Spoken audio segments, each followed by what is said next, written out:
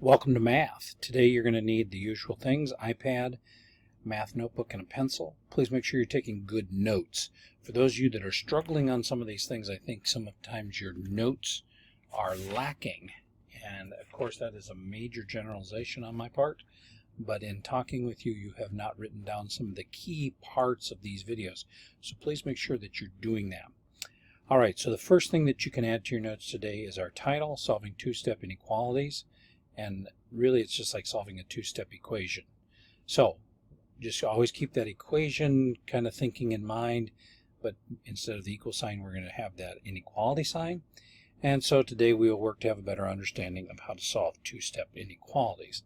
So let's take a look. And the first thing that I hear from several of you that you're struggling with is, when is it a solid dot and when is it a clear dot?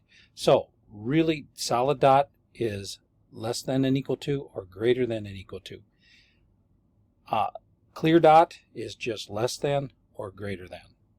So it's as simple as that. And if you write that in your notebook, solid dot with the equal to, because that number would be included in that. So if the thing was x is greater than 4, or excuse me, x is greater than or equal to 4, well, if it's greater than or equal to, we've got to include the 4, so we've got to circle that dot in to say, boom, 4 is included. And then the circle says, no, it's greater than 4, and so we're not including 4, because it's got to be 4.1, or 5, or 55, or 5 million. All right, so please write that in your notebook. And for those of you that are struggling with that, I hope that visual down here really helps you. All right. So the next thing I want you to do is I want you to do all 6 of these problems. And these are two-step inequalities. And by two-step is you're going to have to subtract 9 from each side. And then you might have to, like over here, you're going to have to divide. And when you divide by that -3, remember what you have to do with the inequality sign. You have to flip it. All right. So you go ahead and do these six problems as a quick warm-up, and I'll see you with some answers. All right, so x is less than 3, okay? Number 2 is x is greater than or equal to 4, and we had to add 3 to each side there, so that's how we got that one. And then here, x is greater than -3. We added 2 to each side, and so that dropped to -5 to -3. And then here with 4, we have x is less than. And so see, we started with the greater than symbol, but now we have the less than symbol because we had to divide both sides by a negative number, -3. And so in doing that, we want to flip that because negative numbers are opposites. Okay, 4x is greater than -16. X is greater than -4. It's just straight up divide both sides by 4 there. And number 6 here, we're going to divide both sides by -5. So right there in your mind, if I'm dividing or multiplying by a negative, I can flip that inequality sign. So here it's less than, and now in our answer it has to be greater than. X is greater than 21/5. And if you want to make more sense of 21/5, you can make that a mixed number, so that would be 4 1/5. All right. If you're understanding this that far, that you have to flip that signage when you're dividing by the negative number, okay, not subtracting, that's not dividing or multiplying. When you're dividing or multiplying by a negative number, you're going to flip the signage so it's the opposite of what you started with. That's real key, so keep that in mind. All right, now this problem I really like because this one really makes us think. So explain to a partner how to find the value of x so that the area of the rectangle is more than. Okay, now more than, that's an inequality sign. And that would look like this, that it's more than, and we also say greater than, but more than 36. So if we really think about what we know about area, this problem really starts to unwind. So here's what this problem would look like. If we write down the formula for area, we would have 6 times x plus 4, or the quantity of x plus 4, which is what we have over here, which has to be greater than 36, because the area has to be greater than 36. So 6x plus 24 is greater than 36. We're going to subtract 24 from each side. We're left with 6x is greater than 12. Divide both sides by 6. And we're left with x has to be greater than 2. So if x has to be greater than 2, that means it can't be 2. So it could be 3. And if x is 3, and then we look up here, 3 plus 4 is 7. 6 times 7 is 42. That gives us an area greater than 36. Now, x could be anything greater than 2, because that would give us then an area greater than 36. So, I really like that problem because that really tests what we know about area, tests what we know about inequalities, and it really starts to break us down and make us think about what do we really know about these problems. And I promise you, if you're stuck, if you write the formula for area, you start to see it. Because right away you know that it's length times width. Well, the length is 6, the width is x plus 4, so it's 6 times x plus 4. And then you start to just solve. And since x has to be greater than 2 now, since we solved it, well, then we see that the area immediately becomes greater than 36. So it all works out. It's really that's a cool problem. And you're going to be seeing more of those. Okay, so these next two questions are really asking us which graph match the inequality. Now, let's just look at this, okay?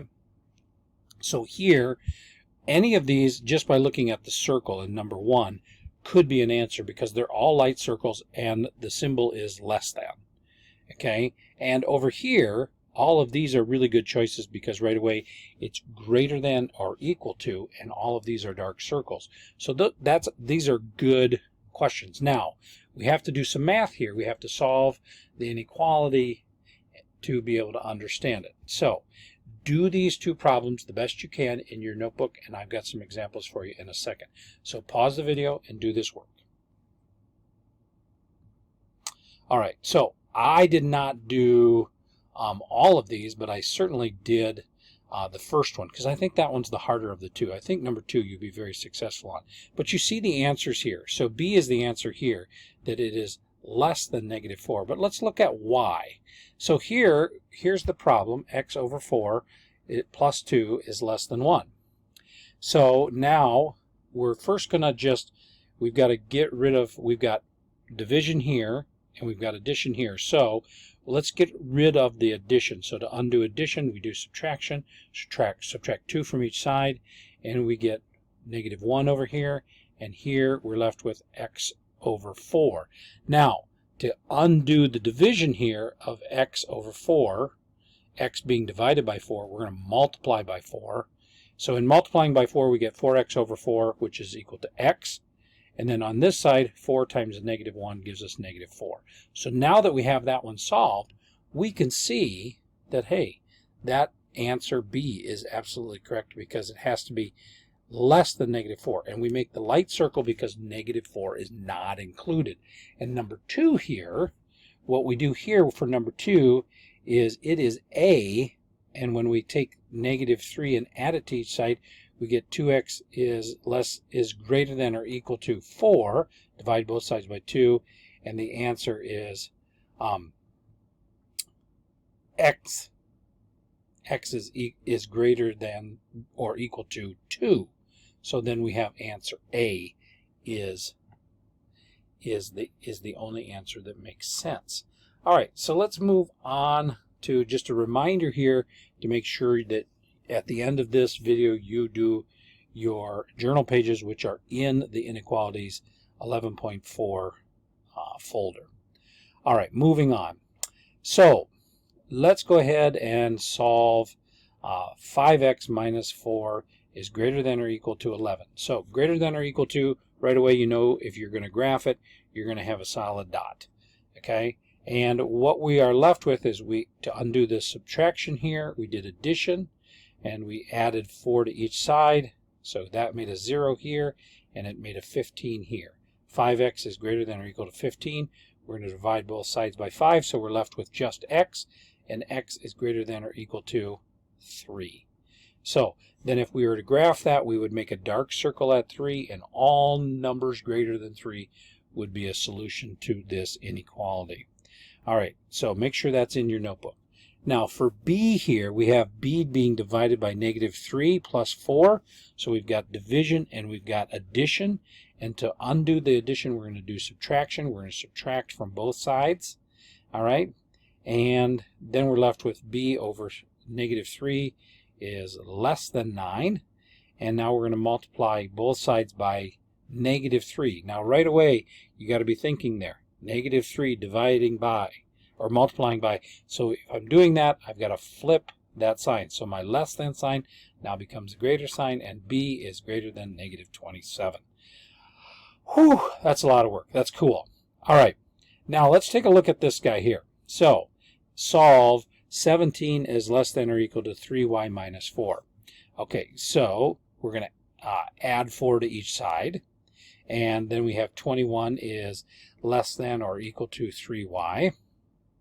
And divide both sides by 3.